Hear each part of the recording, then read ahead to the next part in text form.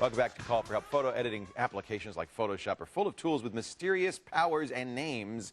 Lucky for us, Alex Lindsay from DV Garage knows the key. Today is a little tool called Color Range. Yes. If I saw that, I'd just go, I don't know what that is. I would just say, I'm not going to use that. Right. What is it? Well, the Color Range is kind of the magic wand on steroids. We showed before the using levels. Is this like levels only with color? Well, not exactly. This actually, it works more like the magic wand, where you can select certain colors, but you have a lot more control. Okay. So the magic wand, you know, if you start to use that, you know, if I love the magic wand. You can say click on yellow and it'll get all the yellow. Well, it gets almost all the yellow. Like if you start clicking here, like it shades of yellow. It didn't get all the yellow, and if it isn't connected, I can hold down my shift key and try to get it.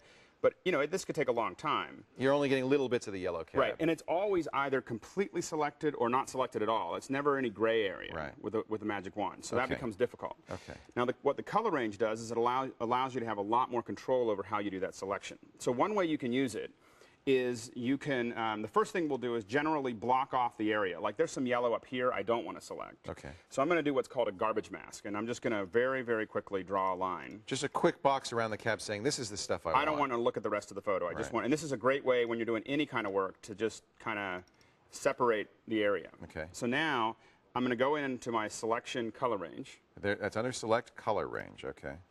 And what I can see is I'm going to turn down my fuzziness, which is a kind of a gray value for the selection, and just start with this color selection. And when I select it, if I change this to grayscale, you can see these are just the colors, the raw colors that I selected. So very little of it. Very, very little. But notice they weren't connected. It was just anything that had that color has now been selected. Now what I can do is I can click on this plus sign, and I can start just scrolling around, dragging. Oh, look in the little box how the cab is starting to fill in as you get more and more of it. And I can look at it, you know, if I want to look at what I've selected, there's on the big screen, yeah. And then I can just select just some raw areas. What it's trying to figure out is what shades of yellow you're talking about, because there's not they're all slightly different. Exactly, and it's going anytime I select something outside of the box that it already has defined. It expands it. It expands it. So now what I do then is essentially blur the box, saying, you know, I don't have it. I'm going to don't be that perfect. Don't be that perfect. Just make it. You know, give me some. Oh. And so I can expand it, and it grabs everything. Look at that. Yeah. So it even got the black stripe. Well, it's actually not selecting the black stripe. If we look that's at black. It's just a black mat. Oh, I get it. Okay. If we look at the white mat, you can see that it hasn't selected that area. So it's just the black. But it's also getting the kind of darker yellow in the yellow cab logo. Exactly. All of that stuff has been selected. Wow. So by moving fuzziness, you expanded it. It doesn't expand it. It blurs it. So it says, you know, you can have some layers of transparency. You know, and allows you to have a kind of a soft selection. That's really great. I can't tell you how much time I've spent trying to increase a magic wand selection. Exactly. And this is a much more powerful way to do it. Very nice. Now, what I can do with this, for instance, first I'm going to hide my marching ants. Okay. So I'm going to hit Command H. That's the selection. The selection's still there, but you just don't see it. Exactly. Okay. And then I'm going to hit Command or Control U, and that opens up my hue saturation. And now that I have this control, I can, you know. You can change the color. Just play with my color. Now, while you're doing that, guys, get a picture of the cab, because he's changing it from a yellow cab to a red cab to a green cab. That's so cool. You know, and have absolute, you know, surgical control over it. Wow, look at that. Now, there's a lot more that you can do with it. Let me flatten this out and deselect it. Okay. And what I'm going to do is I'm going to drag this real quickly into this sign here. Now, I want to incorporate this cab into this sign. So the sign's going to have a reflection, kind of? And and what I need to do is I need to cut out where the 0 is, and, you know, where these words are, and I need to not get it on here, because if I just turn it on, it's really it'll overlap the whole thing. Right.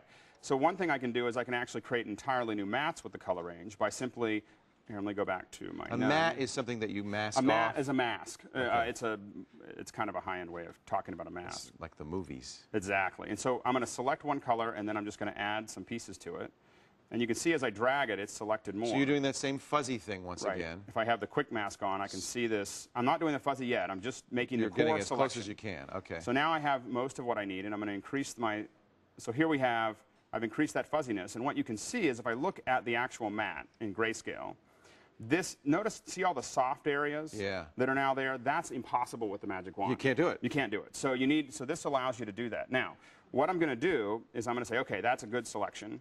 So that's the mask. That's where the cab won't appear. That's where I want it to appear. Is right where the sign is. Got it. And all I'm going to do is select the layer with the cab and hit this quick mask, and it'll convert any selection a mask for my cab.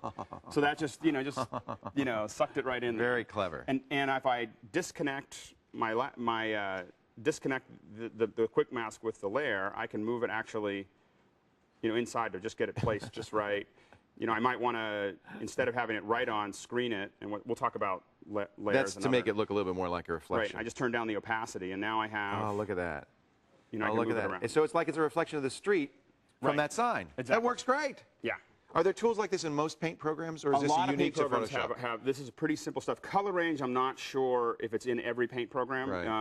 But look for something like that. Exactly. That's a nice feature. It's a very, very, very useful feature. You're going next month. We're going to lose you for a little bit because you're going to Africa again, where you teach. It's kind of cool. You teach kids video and Photoshop and that kind of thing. Right. We work with video, 3D, compositing in Zimbabwe and Tanzania. Not little kids. These are college age. College student and above. Some professionals. It's a professional. Hanif is here from Tanzania. Yeah. He's is he your sponsor there in Tanzania when you're going? Yes, he's our partner in Tanzania. That's and he has one of the largest desktop publishing companies in the country. How many students, Hanif, are you going to teach? We have generally taken on a group of 9 students per class. That's great. And we normally have 2 classes in a day. And where do they come from? Are they just all walks of life, or? Yeah, all walks of life. All we do is we advertise in the magazines and papers, and we get enrollments. That's so great. And we're very excited about working together with Alex's team and all he'll do with us in Tanzania. That's great. Is this something DV Garage does, or something you do? It's a subset. There's another company, which someday we can talk about, called the Pixel Corps, which is a kind of a guild for digital artisans. We have about 250 members here in San Francisco. And they do outreach to all over the world. Yeah, well, right now we're in San Francisco. We have about 250 members, and then we have 20 in Zimbabwe, and we're going to have slowly growing. Slowly. First Zimbabwe, then the world. Exactly. Hey, that's really neat. Well, please, when you go there, send us a video or something. We'll do something with you, guys, because I'd love to see how it goes there. Definitely. And thank you for teaching us about the color range tool. Alex is great. Now, as always, and folks, if you haven't done this, the web content that goes with this stuff is wonderful. The steps for today's segments, including videotape. There's a video overview of this that goes through everything I just went through, and then there's also a visual step-by-step tutorial, a PDF, that you can sit there and look at the image and see exact instructions on how to do all this. We're just slowly building up this great resource. Lots of tips there on the website, techtv.com/call4help. Thanks to Alex Lindsay. And, of course, don't forget his website, dvgarage.com. Thanks, Alex.